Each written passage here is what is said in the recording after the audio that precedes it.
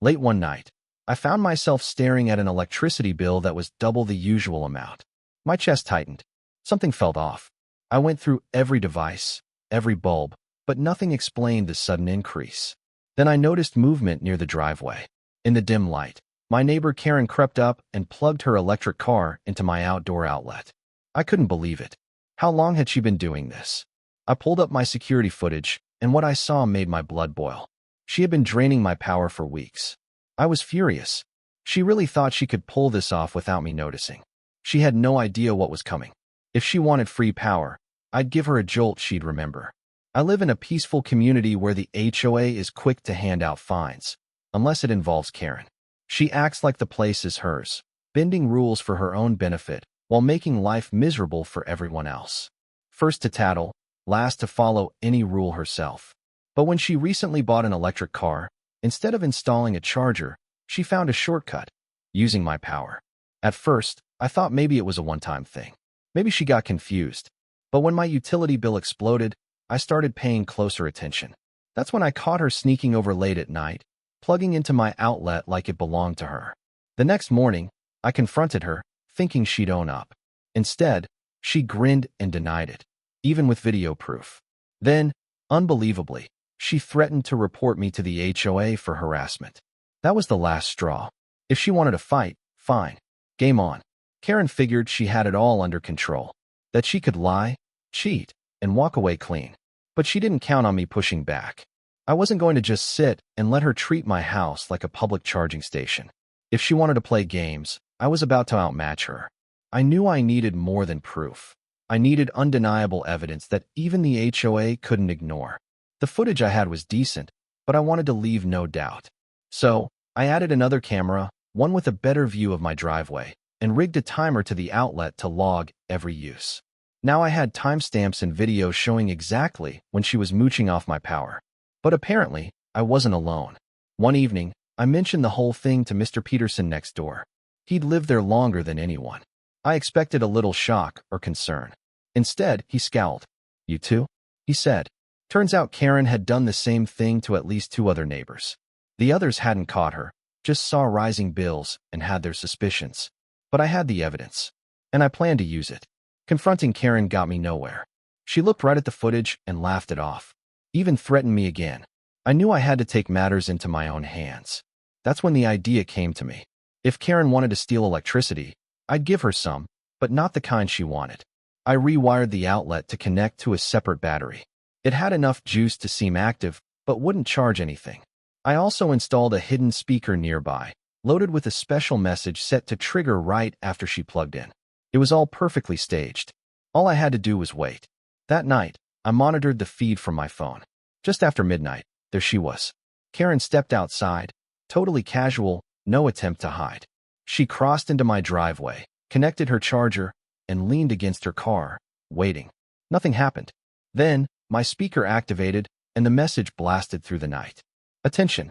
You are stealing electricity. This incident has been recorded and reported to the authorities." Karen jumped like she'd been hit with a taser. She looked around in panic, eyes wide. Then she tore the cord from the outlet, fumbled to collect it, and sprinted back to her house. I watched the whole thing, barely able to hold in my laughter. She was rattled, and that was just the beginning. The following morning, I checked the footage. It was perfect, crystal clear, high-def video showing Karen sneaking over, plugging in her car, and then bolting in panic when the message played. She couldn't deny it now, so I took steps. I filed a formal complaint to the HOA and sent them the video. I figured they'd handle it right away. After all, it was obvious theft. But instead, nothing. Days went by. No action. No reply. Frustrated, I followed up again, but all I got were vague responses. That's when it hit me. Karen had influence over the HOA. Maybe she knew people on the board, maybe they just didn't want the hassle, but they weren't going to step in. That was fine by me. I shared the footage with the neighbors she'd been stealing from. The moment they saw the proof, things took off. Mr. Peterson was the first to respond.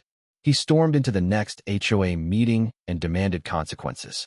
Then another neighbor joined in, and another. Soon, the entire room was buzzing about Karen's electricity theft. The HOA couldn't ignore it anymore. With all the pressure, they had to act. Karen got hit with a huge fine, not just for stealing power from me, but for breaking HOA rules and messing with private property. And they went even further. A new rule passed. Karen's car couldn't be charged anywhere in the neighborhood unless she set up her own charging station. It was a harsh, humiliating blow. And I wasn't finished. Karen was livid.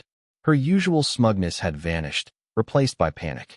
She tried flipping the script, playing the victim.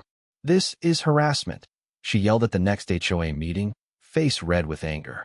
"I'm being bullied. It was just a misunderstanding." But the evidence was rock solid. The video didn't lie. It clearly showed her sneaking into multiple yards, plugging in her car without permission, and running when caught. When more neighbors stepped forward with their own stories, the HOA had to crack down. For once, Karen wasn't calling the shots. The board fined her heavily, not just for the power theft, but for breaking several neighborhood policies. She had to reimburse every stolen cent, and on top of that, she was banned from using any outdoor outlets around the neighborhood. If she wanted to charge her car, she'd need a setup in her own garage.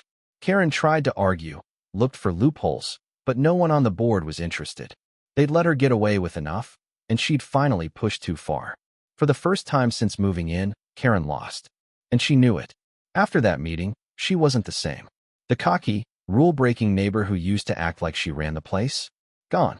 She stopped with the snide comments. Stopped giving me dirty looks when we passed each other. She wouldn't even look at me anymore. Honestly, it was almost funny. After all the discomfort she caused everyone else, she couldn't handle the cold stares. But the best part? My neighbors and I weren't taking any chances. After everything Karen had pulled, none of us wanted another pushy neighbor trying the same move. So we all installed locking outdoor outlets, just in case. Karen must have realized her little empire was done, because a few months later, I saw something surprising, a for sale sign in her yard. I couldn't help but grin. She was packing up. Maybe it was the fines, maybe the embarrassment, or maybe she just couldn't handle living somewhere she couldn't control. Whatever the reason, she was out. And honestly, good riddance.